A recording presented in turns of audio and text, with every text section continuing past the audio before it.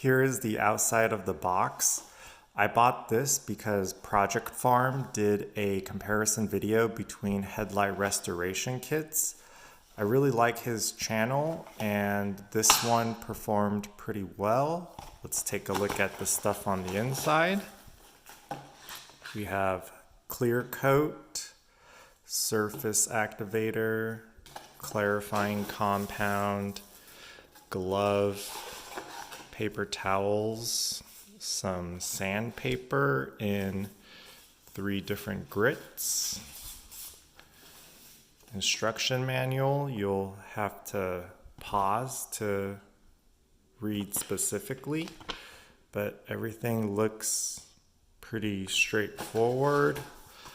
Last thing is a microfiber towel. Can't wait to try this out tomorrow.